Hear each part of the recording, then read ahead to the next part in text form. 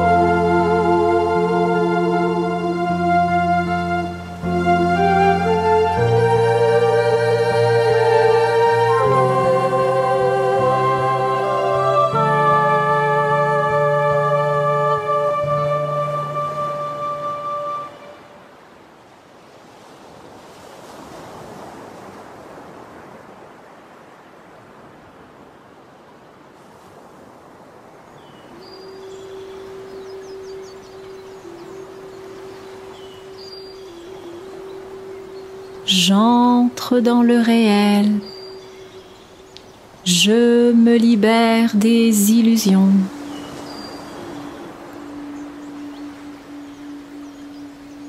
Je touche ce qui est vrai.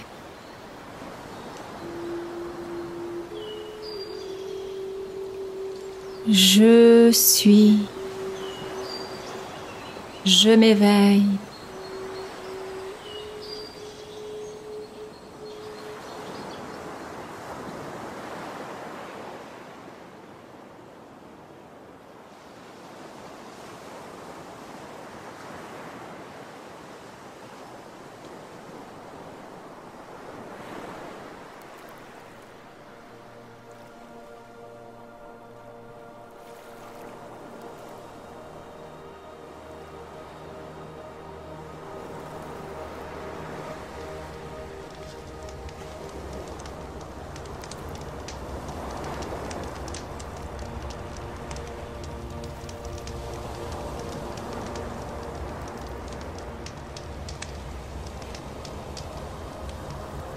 3 clés fondamentales.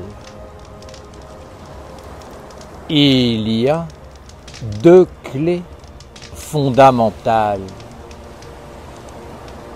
Premièrement, tu dois te connaître. Et pour cela, il faut t'observer avec attention. Sois vigilant au sujet de ton propre raisonnement, de ton ressenti et de ta volonté, car tu ne sais pas qui te les inspire. Sache que tu n'es pas seul et que ce n'est pas forcément toi qui décides ce que tu veux et qui agit. Deuxièmement, pour avoir la vision juste, il faut percevoir l'intégralité des mondes.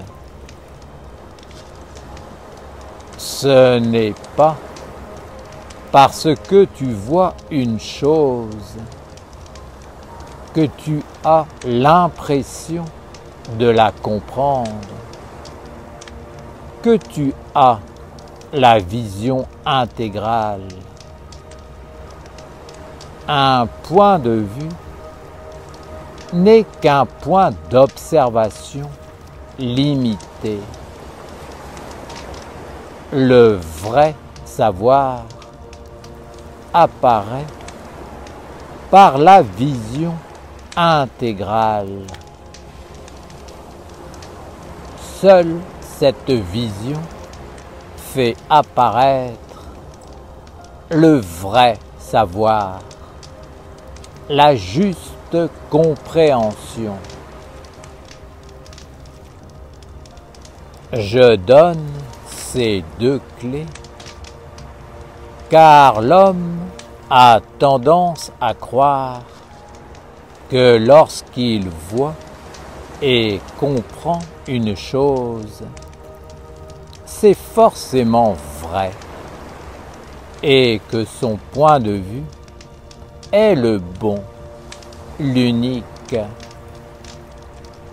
Il croit que s'il voit une chose, c'est un signe, une écriture, un message, une vérité.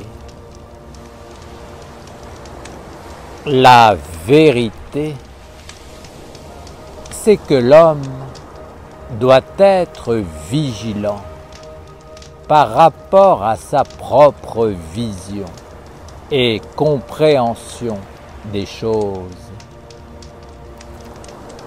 Il ne doit pas être dans le doute permanent, mais juste dans la vigilance et l'étude attentive. Il est bien souvent persuadé que puisqu'il perçoit, qu'il se fait une opinion, qu'il ressent, qu'il agit d'une certaine manière, c'est forcément bon et juste, et que cela vient de lui, de sa propre décision. Il oublie qu'il est au bout d'une chaîne, qu'il fait partie d'un système, d'une hiérarchie, et qu'il n'est pas le seul à être vivant, à exister, à penser, à sentir, à vouloir, et à agir. Avant que l'homme perçoive, pense, sente, agisse, il y a d'autres mondes qui se sont créés avec une intelligence et une volonté particulière. L'homme arrive dans ces mondes et bien souvent, ce n'est pas lui qui pense et agit, mais ce sont ces mondes qui l'inspirent et s'en servent comme d'un instrument.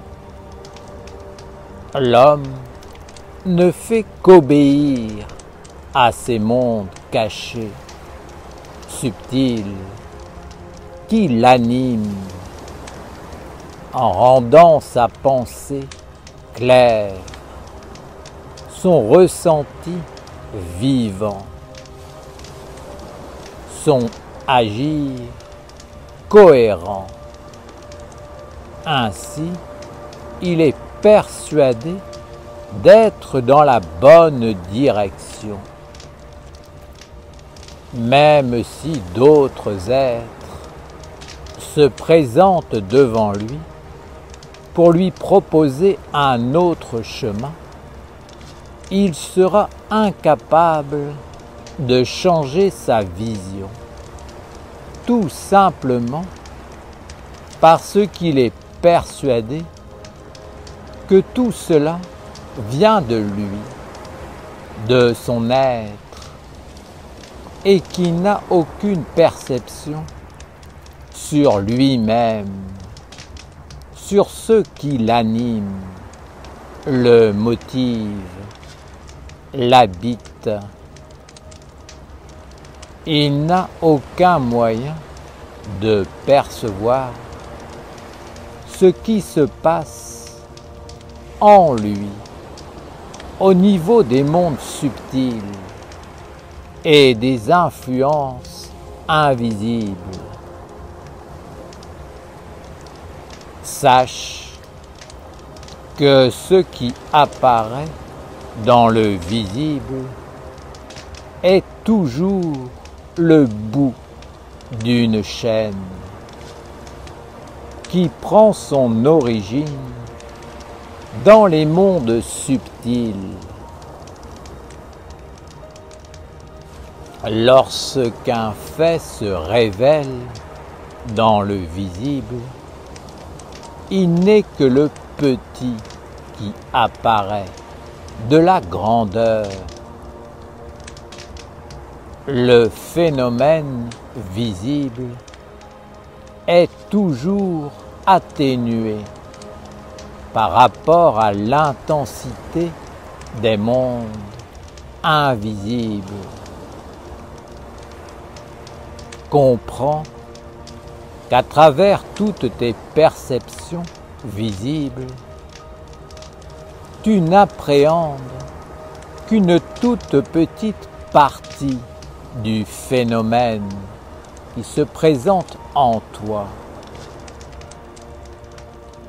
Ce n'est pas parce que tu perçois une chose qu'elle est telle que tu la perçois.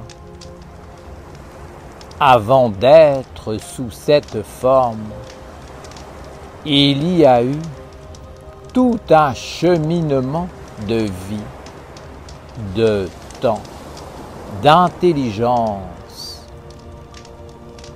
Et toute cette préparation est toujours là, vivant et agissant. En voyant cette chose, l'homme est fécondé et reçoit inévitablement les conséquences et la destinée d'un monde qui voyage. Arrête de croire que tu es le centre de l'univers. Arrête de croire que puisque tes sens ont atteint un certain degré d'éveil et permettent de faire apparaître une compréhension, il est certain que tu as raison. Arrête de croire que tout doit se dérouler comme tu l'as décidé et que tu as la pensée juste.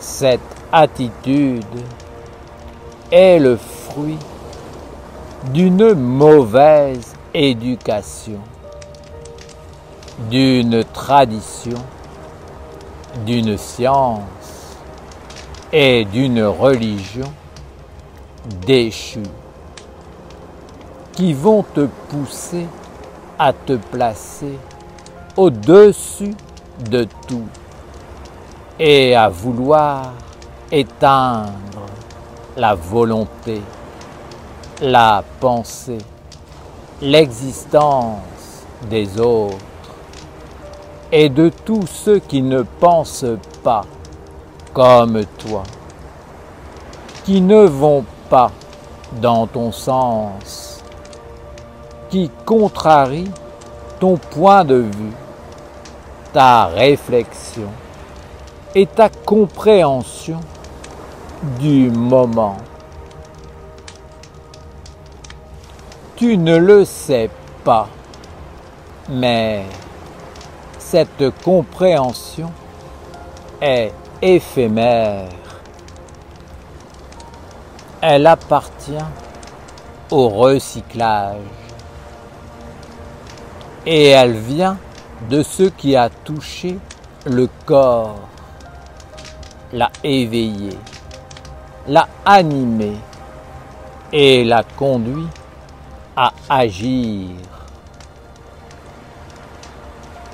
L'homme est tellement persuadé qu'à partir du moment où un de ses sens a été touché et donc éveillé, il est forcément dans la vérité.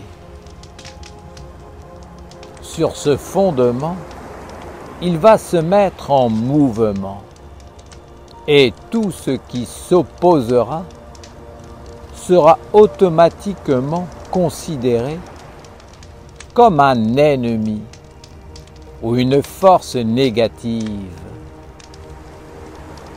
Mais en réalité, je le dis et le redis, l'homme n'est qu'une petite partie de l'univers. C'est comme si vous regardiez la Terre sans percevoir et prendre en compte l'univers. Vous n'auriez qu'une vision réduite. La Terre, comme l'homme, fait partie de l'univers. Elle est une conséquence. L'homme dira, tout cela est bien loin de moi et de mes préoccupations quotidiennes. Mais je veux juste vous faire comprendre qu'avant que l'homme ne soit, il y a des hiérarchies et des mondes invisibles, et que quoi que l'homme veuille, il est influencé, guidé, orienté par ces mondes. Vous devez savoir ce que veulent ces mondes. Vous devez savoir si vous êtes dans la certitude d'agir en conformité avec les vertus de Dieu ou tout simplement en conformité avec certains mondes qui veulent que le corps agisse et mette au monde des forces et des œuvres pour que puissent s'immiscer à l'intérieur et devenir les parents. Vous devez véritablement étudier cette question, méditer et réfléchir jusqu'à prendre conscience que vous n'êtes pas les seuls à penser et à agir. Un seul de ces mondes peut utiliser deux personnes pour les dresser l'une contre l'autre en éveillant et insufflant des pensées opposées en apparence, mais animées par la même volonté. L'homme est bien petit et doit entrer dans l'humilité. Père Raphaël, comment faire pour savoir si nous sommes sous la bonne guidance et surtout pour ne pas cultiver une vision où seul l'homme serait existant et doué de pensée? Arrêtez de vous occuper de la vie des autres, des pensées des autres, pour vous connaître vous-même et être fidèle au plus haut de votre être. Ne cherchez pas à convaincre ou à trouver des associés sur la terre, car si vous entrez dans ce processus, vous serez obligé de répondre aux questions que les mondes invisibles qui animent l'homme vous poseront. Ces mondes vous obligeront à prendre en charge la vie de l'autre, alors que dans le processus de libération, c'est l'homme qui doit se mettre au service de Dieu la lumière, afin de prendre soin de lui. L'homme a tendance à regarder les autres pour comparer et aussi pour se mesurer, s'estimer, savoir à quel niveau il se trouve. Mais cela n'est pas un critère de la lumière. Alors, arrêtez de vous occuper des autres. Tournez votre regard vers vous-même et occupez-vous de l'œuvre que vous devez réaliser.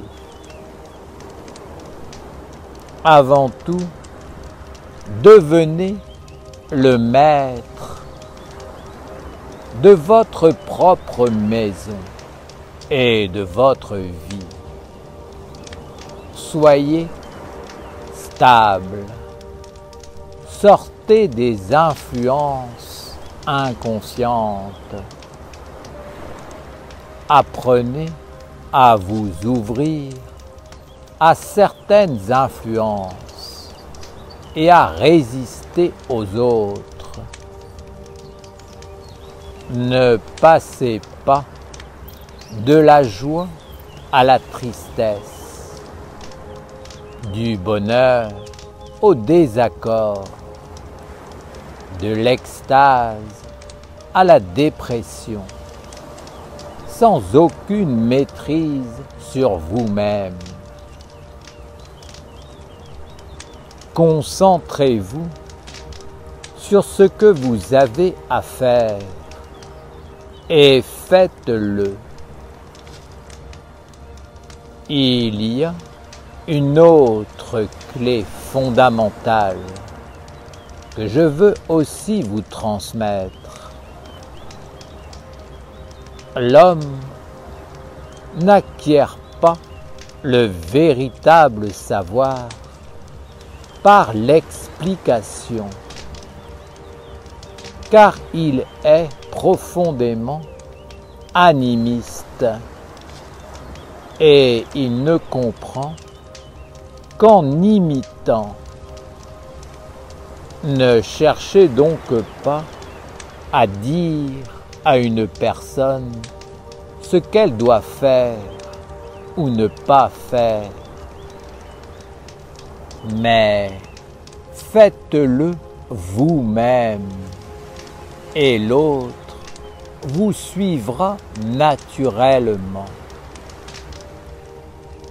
Si vous expliquez à une personne comment faire un gâteau, elle s'offusquera intérieurement et sera dans le mécontentement. Alors que si vous l'invitez à être avec vous pendant que vous faites le gâteau, non seulement elle vous regardera, mais tous ses sens seront ouverts à l'apprentissage. En plus, elle sera contente de pouvoir le réaliser et le réussir avec vous, car le côté animiste de l'imitation sera entré en action. Ne cherchez pas à convaincre le monde, mais œuvrez de tout votre cœur pour ce que vous savez être juste et permettez que les autres puissent participer à l'œuvre en vous regardant et en vous imitant. Ainsi, vous serez de vrais parents et des enseignants de la vie.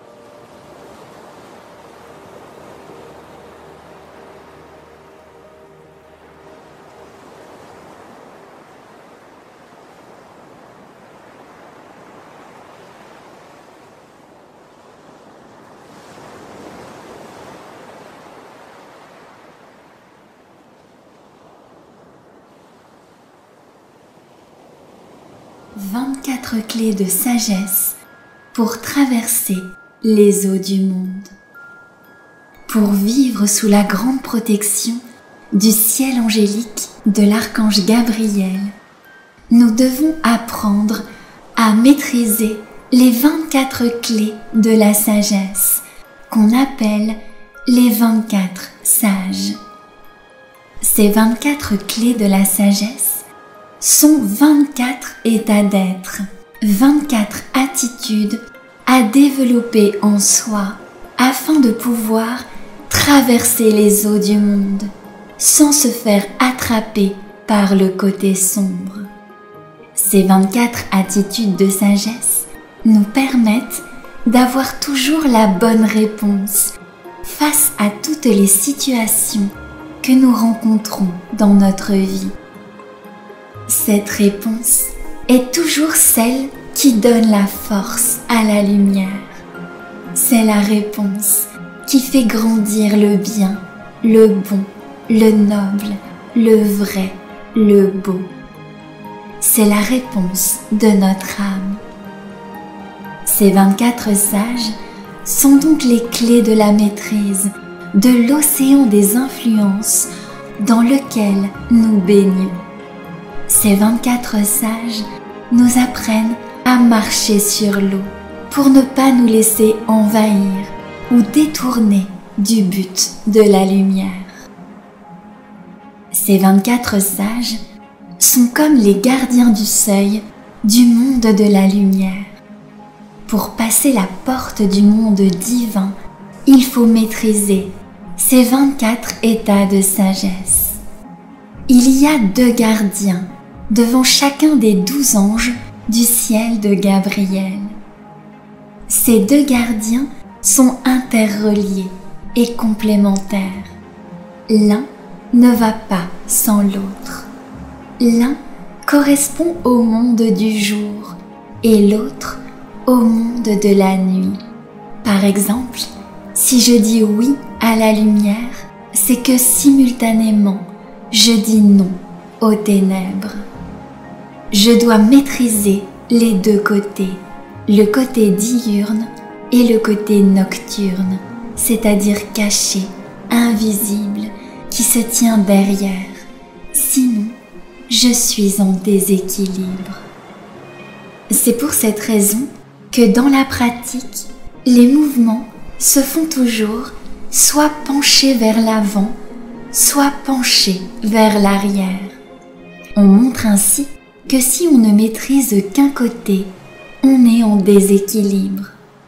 Nous devons garder à l'esprit que nous sommes comme le fléau de la balance qui équilibre les 2 plateaux, les 2 aspects de la vie à maîtriser pour traverser les eaux et vivre avec chacun des 12 anges du ciel angélique. Ce chemin des 24 sages commence par l'ange de la sagesse et par la maîtrise des 2 sages, parler et se taire, et il finit par l'ange de l'amour. Ce chemin va te permettre de sortir progressivement du diabolique pour cheminer de plus en plus vers le divin angélique. C'est le chemin de la maîtrise, du oui et du non. Tu dois savoir dire oui et non aux influences qui viennent te visiter. C'est la grande clé de la maîtrise de ta vie.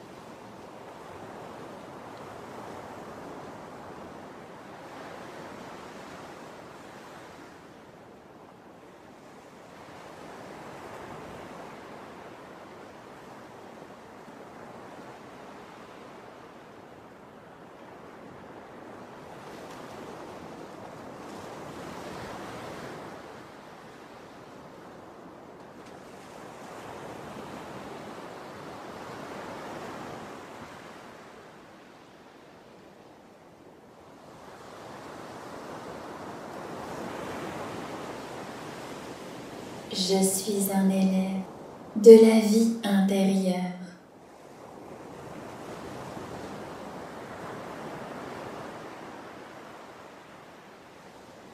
Savoir discerner.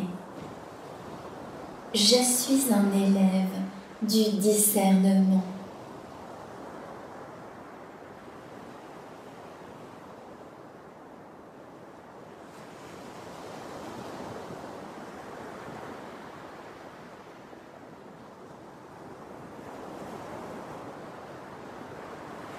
Je suis un élève de la vie intérieure.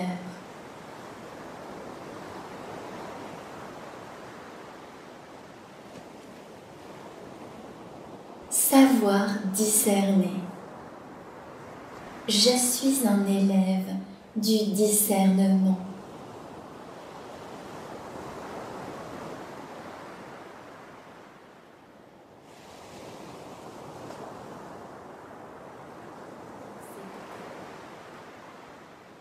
Je suis un élève de la vie intérieure.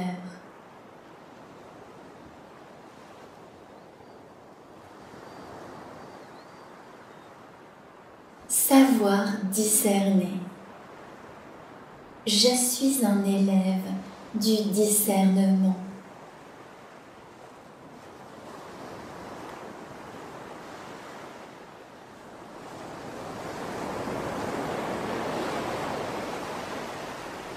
Fondé sur la vérité. Inspiré par la magie. Éclairé par la clarté, guidé par l'harmonie.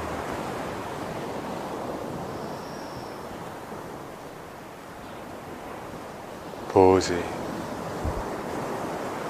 par le grand calme. Ainsi soit notre œuvre, faisant apparaître par la maîtrise le messager de la lumière. Amen.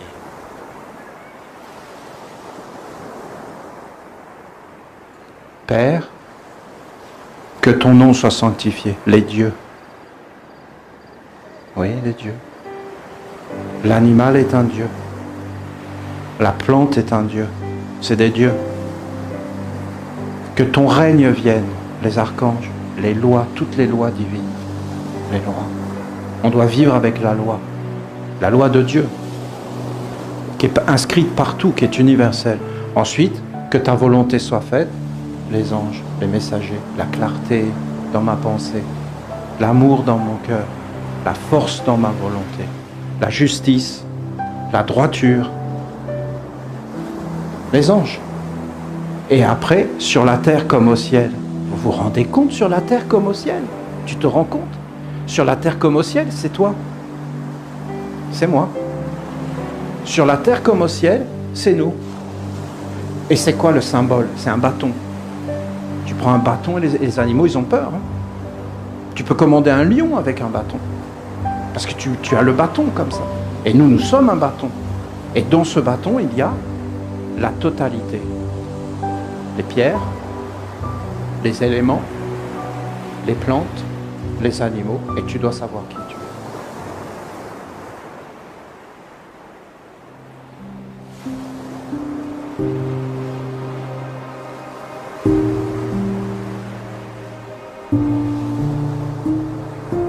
Nul ne va au cœur sans passer par moi. Le Père et moi, nous sommes un. Nul ne va au Père sans passer par moi. Le Père et moi, nous sommes un.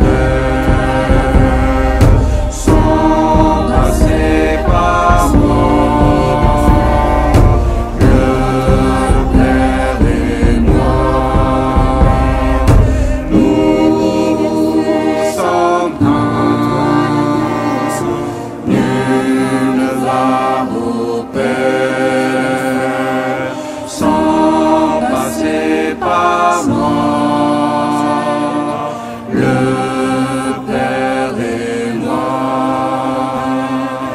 Nous sommes un, nul ne va au Père sans passer par moi. Le Père et moi, nous sommes un.